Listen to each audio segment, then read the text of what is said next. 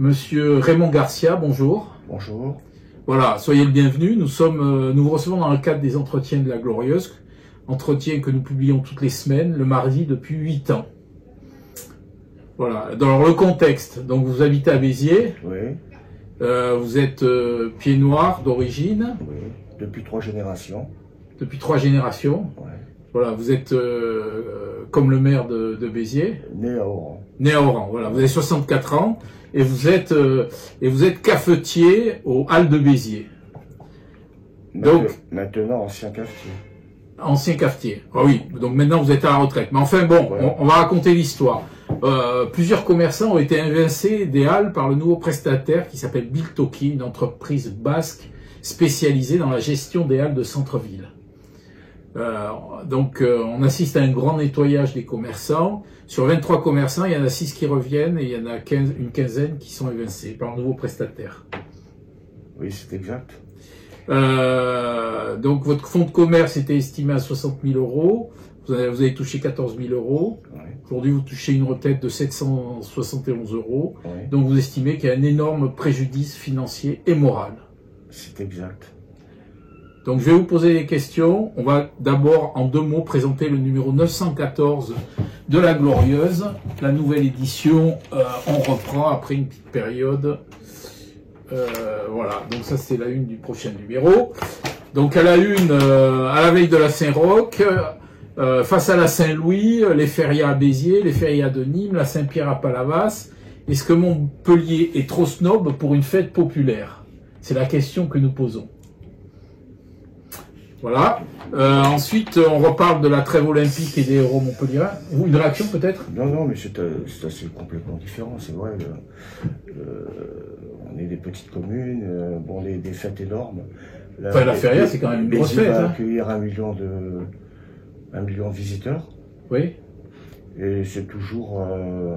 c'est très populaire. c'est très populaire, c'est familial. D'accord. Bon. D'accord. Donc, un autre article sur la trêve olympique et les héros montpelliérains du sport. Une polémique, là, de la fosse célèbre le ping-pong au JO, mais punit une table installée dans la rue. Voilà, dans un quartier qui est en plein travaux. Et ensuite, un article humoristique sur la droite peut-elle gagner Montpellier en 2026 ou est-elle définitivement has-been? Voilà.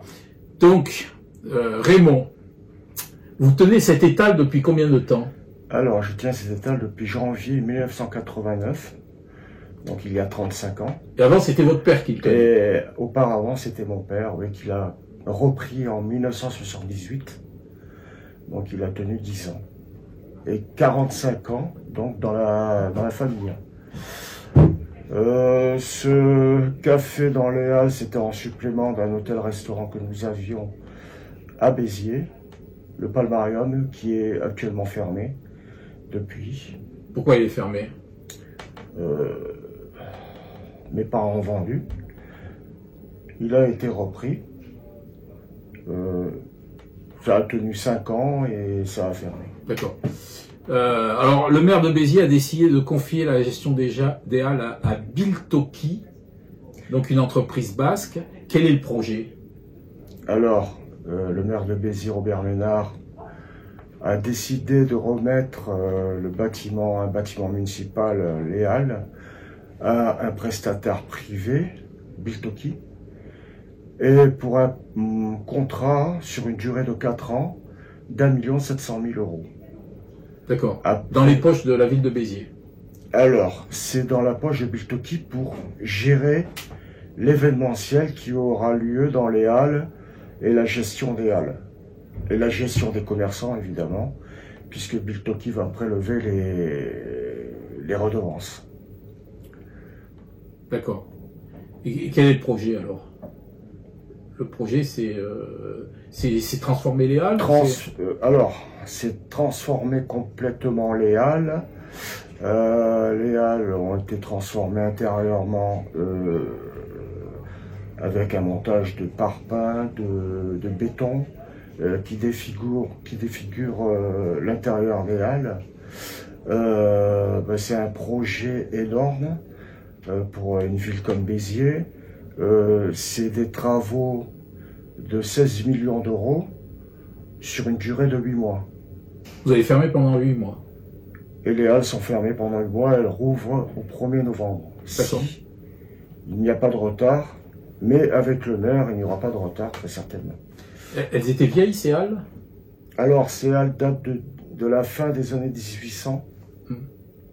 Alors, elles ont un peu plus d'un siècle. D'accord. Alors, vous m'avez toujours pas dit quel était le projet, c'est-à-dire c'est transformer les halles en quelque chose de différent qu'elles étaient avant, ou bon, il y a des travaux, mais c'est pour faire quoi exactement dans le concept? Alors, il y a une partie restaurant. La partie restaurant plus importante? Sur la moitié des halles actuelles, et les halles alimentaires concerneront l'autre moitié des halles. Et là c'est le projet, ça? Et ça, c'est le projet. Et avant, c'était quoi le ratio? Là, je comprends pas trop. C'était quoi le ratio? Vous me dites c'est 50% les alimentaires et 50% oui, voilà, le marché. Avant, c'était à peu près pareil. Bon, voilà, donc ça va changer. Il y a un restaurant qui a un bail commercial et qui, lui, n'a pas été impacté par le projet des halles. Il sera adjoint, qui est actuellement un restaurant et qui va rester, mais qui ne sera pas partie intégrante des halles alimentaires, qui sera séparé. Est-ce qu'on ne pouvait pas faire des rénovations sans virer les commerçants? Oui, je pense. Je pense qu'on aurait pu rénover ce que beaucoup de gens pensent, comme moi, qu'on aurait pu rénover les halles sans virer les commerçants des halles. Vous avez été consulté ou placé devant le fait accompli? Le maire nous en a parlé lorsqu'il est venu nous visiter dans les halles, en nous expliquant son projet. Ensuite, il nous a invités en salle de la mairie. Et la société d'architecture Naos nous a présenté le projet. On a été choqués par l'ampleur du projet, en effet. Donc vous avez été quand même informé. Oui. Vous avez voté pour le maire? Oui. Et aux dernières législatives pour Madame Ménard? Non. J'avais voté précédemment pour Madame Emmanuelle Ménard, mais pas cette fois-là, puisque voilà, l'éviction des halles, on ne peut pas revoter 2 fois. Le maire aurait dit qu'il y avait une clientèle qui n'était pas très sympathique au marché. Ouais. Vous confirmez? Moi, je reçois tout le monde. Je regarde pas la carte politique de la clientèle. Le maire, visitant souvent les halles, a vu des personnes qui lui étaient opposées. Mais moi, je n'ai pas besoin de faire de politique pour travailler. Tout commerçant le sait très bien, évite ce genre de conversation, et j'ai toujours évité de m'impliquer dans la vie politique professionnelle. Vous avez écrit sur Facebook que les nouvelles halles de Béziers deviendraient des halles parisiennes du type Baltard. Non, les halles de Béziers sont de type Baltard. Oui. Mais ça va devenir des halles... des halles festives? Des halles festives, avec des événementiels. Je pense que les Biterrois viendront en soirée, mais en journée, j'ai bien peur que ça ne soit pas fait pour les Biterrois. Ils viendront au départ, il y aura, je pense, énormément de monde au début, mais ça va s'estomper au fur et à mesure, parce que c'est pas possible. Multiplier par 3 le prix des loyers actuels va faire que les commerçants vont augmenter aussi leur prix à l'étal, même si c'est magnifique. Selon vous, Robert Ménard a été démesuré dans son ambition de restructuration des halles? Oui, ça a été démesuré. Lui, ce qu'il a voulu, ce qu'il reconnaissait, c'est que les halles étaient froides l'hiver et chaudes l'été. Et il y avait des travaux nécessaires pour y remédier. Mais je pense quand même, tout de même, que de sortir les commerçants de cette façon, avec des indemnités inférieures à la valeur commerciale de l'étal, c'est injuste. C'est injuste pour les commerçants. Ça a été du business pour le maire. Que dire, des indemnités qui sont il y a eu une perte financière énorme dans ces halles. Il y a des commerçants qui ont perdu des 100 000 euros. C'est quand même une catastrophe économique. Les commerçants, pendant la durée de projet, ont perdu le sommeil. Ils avaient du mal à pouvoir imaginer un jour rebondir. Tout s'est effondré. Tout s'est effondré, ouais. D'accord. Moi-même, j'ai perdu le sommeil actuellement encore. Je suis pas bien, quoi. Il y en a qui ont rebondi. Ça vous stresse? Ouais. Pensez-vous que le maire a profité de ce projet avec Bill Toki pour évincer certains commerçants pour des raisons politiques? C'est ce qui se dit dans les allées du marché. C'est possible, hein. C'est possible, il a voulu faire propre, profiter de cette rénovation pour se débarrasser. En fait, dans les halles, il y a des grandes gueules. Dans les halles, il y a des grandes gueules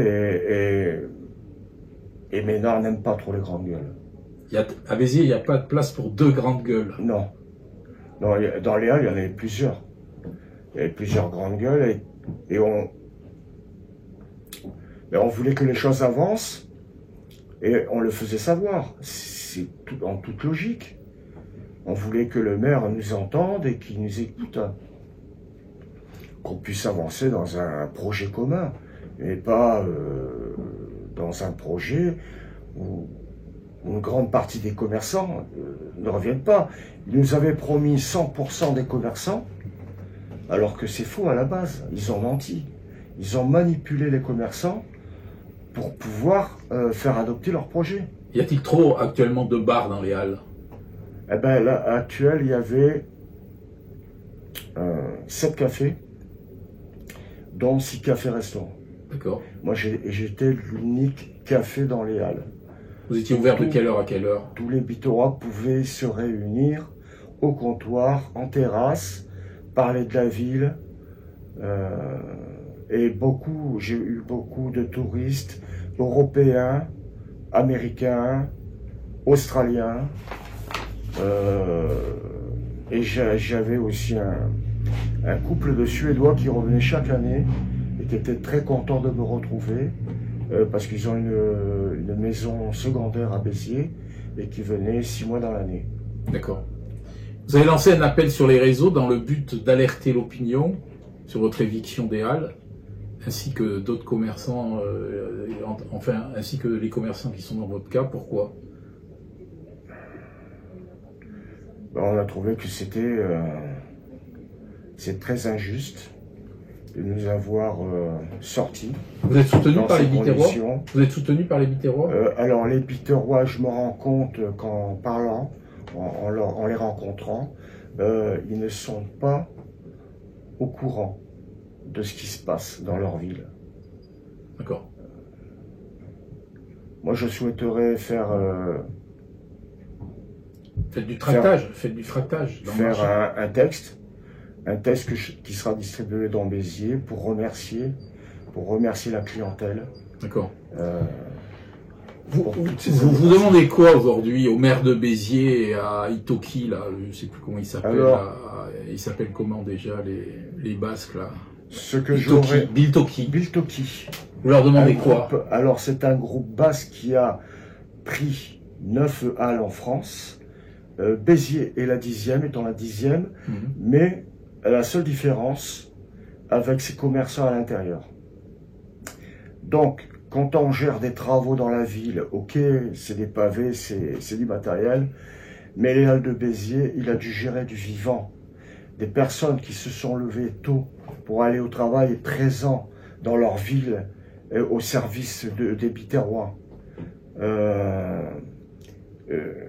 Ce que j'aurais souhaité que le maire revoie sa copie, puisse indemniser les commerçants des Halles de Béziers à la valeur du commerce et non pas à une indemnité et qu'on ne puisse plus revenir. C'est qui décide cette indemnisation? C'est la mairie ou c'est la mairie. D'accord. Vous demandez au maire de revoir sa copie. Ouais. Et la directrice au commerce, lors de ma rencontre avec elle, lors du lancement du projet, m'a dit, vous savez, Monsieur Garcia, les indemnités sont au bon vouloir du maire. C'était une suggestion. C'est-à-dire, si vous taisez, ça serait très bien. Alors maintenant que j'ai ma liberté de parole, j'explique les choses pour que les Biterrois, les Montpelliérains soient au courant de ce qui se passe dans leur département. Et je lance un appel aux Halles de France de faire attention à Biltoki, parce que vous êtes dans des halles précaires avec des arrêts municipaux qui vous reconduisent chaque année et vous pouvez être à la rue du jour au lendemain si votre maire le décide. C'est des méthodes de voyous, ça. Spolier comme ça les commerçants. Et surtout que quelques mois auparavant, est-ce qu'on saura un jour ce qui s'est passé dans les Halles? Un café-restaurant a reçu du maire de Béziers 80 000 € pour qu'il puisse investir ailleurs. La mairie a répondu aussi que c'était pour acheter un concept qu'il avait créé le premier jeudi du mois et que ce concept-là a été rangé dans un placard de la mairie. Et ce que j'imagine, c'est que ce commerçant n'aurait jamais pu réintégrer les Halles, de toute façon. Parce que tous les cafés n'étaient plus les bienvenus. La directrice au commerce, en se tournant vers le maire lors d'un entretien privé, lui a dit, mais vous savez, monsieur le maire, ça nous a bien arrangé que il y a 2 cafés-restaurants qui ne souhaitaient pas revenir et ça nous a bien arrangé. Ouais. Très bien, mais écoutez, je vous souhaite bonne chance et je vous remercie pour la qualité de vos révélations. Alors, ce que je voulais dire, notre entretien. Vous avez quelque chose à rajouter? Un petit mot pour la fin, sur le ton de l'humour. Allons-y, parce que c'est pas très gai comme histoire. Robert Ménard et Biltoki m'ont sucré le café, mais un café à 60 000 € quand même. D'accord. 60 000 € le café. Sucre. Et la sueur, ouais. Très bien. Au revoir. Merci beaucoup de m'avoir reçu.